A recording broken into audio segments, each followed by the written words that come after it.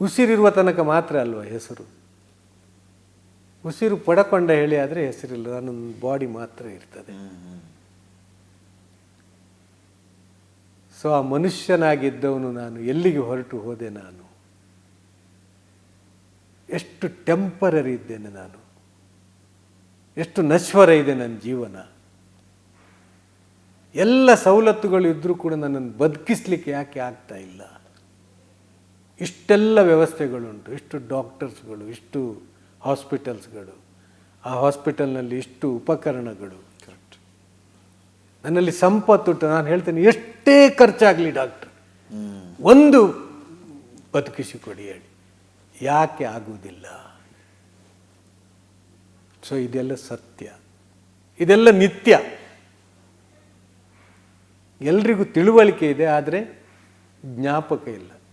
ಎಲ್ರಿಗೂ ತಿಳುವಳಿಕೆ, ನನಗೆ ಸಾಯ್ಬೇಕು ಹೇಳೋದು ನನಗೆ ಗೊತ್ತು. ನೀವು ಹೇಳಿದ್ರಲ್ಲ, ಬೆಳಿಗ್ಗೆ ಹಾಕಿದ ಬಟ್ಟನ್ನು ಸಂಜೆ ನಾನೇ ಕೀಳ್ತೇನೋ ಅಥವಾ ಬೇರೆಯವರು ಕೀಳ್ತಾರೋ ನಿಮಗೂ ಗೊತ್ತಿಲ್ಲ, ನನಗೂ ಗೊತ್ತಿಲ್ಲ.